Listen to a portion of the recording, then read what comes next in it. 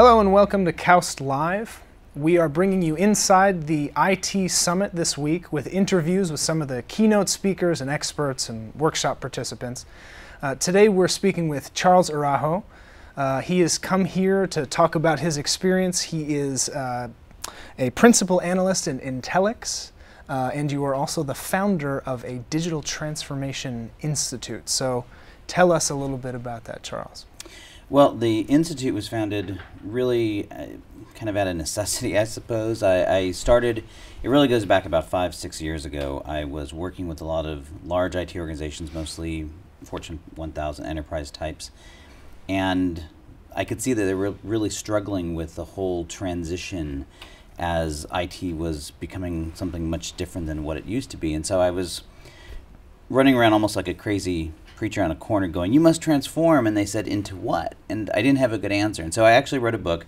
Actually, I didn't. I put up some ideas that I coined the term the quantum age of IT and said, okay, this is what's coming. And this publisher reached out to me and said, you know, those are some interesting ideas. Have you ever thought of putting them in a book? And I thought, how hard can that be? And so I wrote my first book, and that kind of launched it. And it ended up becoming this whole thing about the need to transform. And so it was really focused on IT transformation. And then a couple of years ago, I was on a speaking tour in New Zealand and asked to address a non-IT audience. So it was academics, CEOs. In fact, it was very similar to this. It was at the Auckland University of Technology. And that's when I kind of realized that this was bigger than just IT. And so that's what pushed me to this focus on digital transformation. And that led to, at that point, we had the organization called the IT Transformation Institute, and we changed the name to the Institute for Digital Transformation to kind of represent this broader shift. Mm-hmm. So then talk about some of the things that the Institute actually does. Is this essentially act as a consulting body?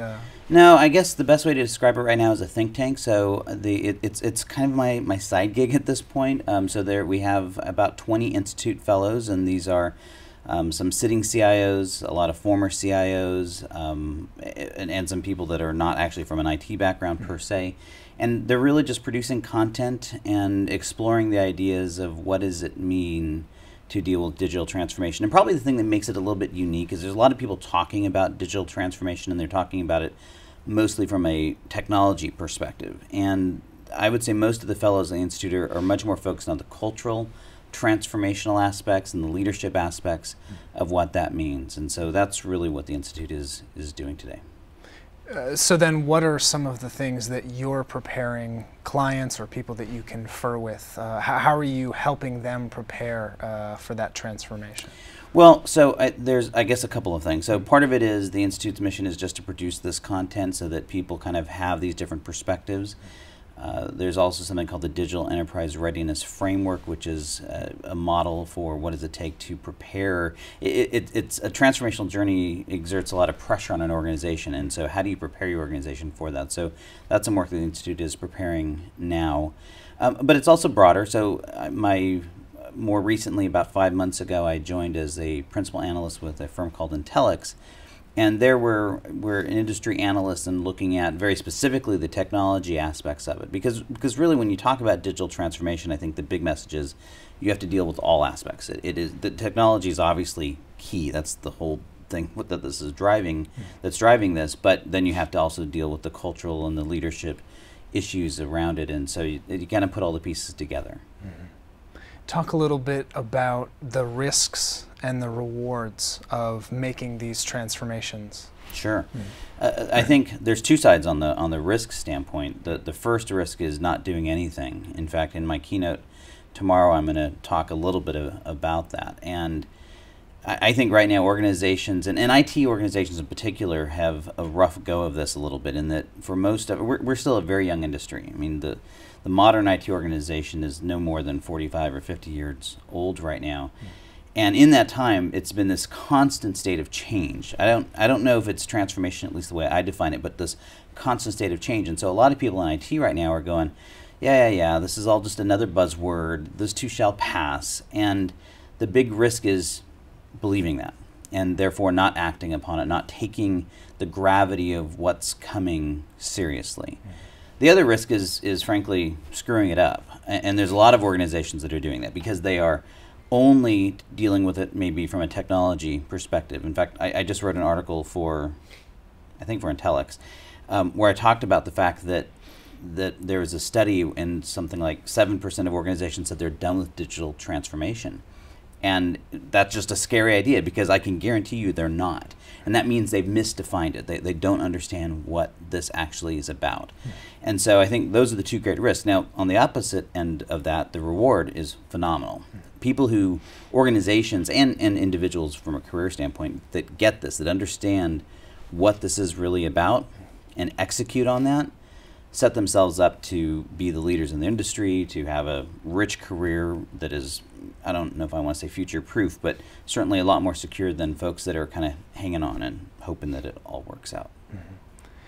So this transformation begs the question, what is the history that leads up to needing the transformation? I think you talk some about historically the way that we organize ourselves to do our work, to do our research. Talk a little bit about that. Well, I think, so you're having me preview my keynote tomorrow. So I think a lot of what this is there's this fundamental shift. In fact, the first keynote this morning was talking about the World Economic Forum. They call it the Fourth Industrial Revolution. There's all these different terms, but basically the message is that the industrial age is coming to an end. I would argue it has come to an end. And that we are making this transition into whatever comes next and whatever term we want to use. I call it the digital era, but whatever you want to call it. And the challenge is that if you look at our organizations, our corporate institutions, our government institutions, and our institutions of higher education, like KAUST here, they largely have been built around industrial age paradigms. And so when those paradigms start getting changed and literally rocked to their core, everything about how we operate changes. And that's the true essence of digital transformation, is this complete turning over of everything we knew to be true. And that's why I get concerned that people miss the full ramifications of what this means. It literally changes not only the technology, clearly the technology changes, but it changes how our organizations are structured, how they're managed, how they're led, what it means to be a professional, what it means to lead a team. The idea of having a team that works exclusively for you, everyone is on your payroll, is going to largely come to an end. And so those are the ramifications, and then how you filter that out from an IT perspective and a business model perspective. There's a bunch of different ways to take it, but that's the history that's, I think, changing. When we talk about jobs, particularly in the U.S., but I'm sure around the world, we often get into the conversation of what's going to be automated. What is a robot or AI going to do? Talk a little bit about how you're helping companies get ready for this, and how, frankly, should individuals get ready for this as it continues along? Sure. So I'm certainly no expert in the realm of artificial intelligence, AI, machine learning, all of it, but I do think that, and again, the same World Economic Forum has some very interesting statistics and projections around it. I think we can expect, the time frame is, to me, the big variable. I don't think it's a question of whether or not this is going to happen. It's just a question of how quickly it's going to happen.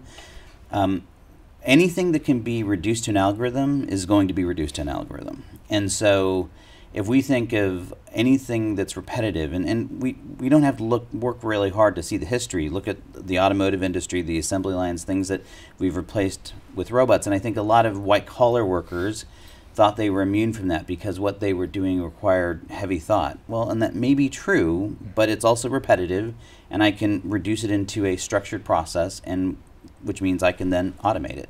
So it really is going to become an economic question of how quickly that happens. For the most part, the technology already exists to do most of that, or is developing very rapidly. What is interesting is the things that are difficult to automate are the things that take creative process, which is why a place like KAUST is so amazing, because it is really about developing critical learning skills and the ability to apply creativity into situations, which are things that maybe we get to from a truly sentient type of artificial intelligence, but that I think we are clearly decades and maybe generations away from. So in the short term, entrepreneurship, certainly creative writing, any of the arts, but I think it's also about the people that are creating that future. So I think that if we look forward, and again, I'm not sure what the time frame here is, you're going to find that it's really going to be people that are designing these systems of automation or the people that are maintaining these systems of automation to a large extent. I was actually just seeing one the other day, and someone said, well, what about the plumbers and whatever? And there's I can find the video of this new robotic bricklaying machine. And you think, well, why would I ever replace that? The reality is it can work faster without injury, and it's all going to happen. If it can be reduced to an algorithm, it's going to be. Mm-hmm. What is Intellyx as I guess your full-time gig? Tell us a little bit about what your role is. Sure. And what you do. So we're an industry analyst firm, but so think of a Gartner or a Forrester or someone like that, except we're much smaller. And we're focused a little bit uniquely in that we're focused on the space of agile digital transformation, which basically means that we're looking at any disruptive technology that is targeted at the enterprise. And so we really are covering those companies that we think are leading this change. And sometimes they're truly disruptive, so many of our clients and many of the organizations that we follow and cover are in the cognitive computing space and big data analytics, the kind of usual suspects that are truly disrupting the way enterprises leverage technology. And some of them are actually not as disruptive per se, except that meaning they're not, they may be focused on IT operations, but they're doing it in a very disruptive way. And so we research in the form of we study, we try to keep track of what these organizations are doing. But I think the thing that makes us very different is we are almost to a fault focused on what is the business impact of this. We are, while both the president of Intellyx, Jason, and I are both very technical in terms of our backgrounds, we aren't really as focused on the technology other than understanding its disruptiveness and its uniqueness. We're really focused on how's this going to impact the way businesses apply that technology. How do all those pieces fit together? Because I think in a lot of cases, we work with a lot of startup companies, and they're in love with the technology and they're amazed by it, and they should be, but they sometimes miss the connection of what does it actually mean? How is this going to actually make a difference in some way? And so that's kind of the angle that the lens through which we look at everything. Very good.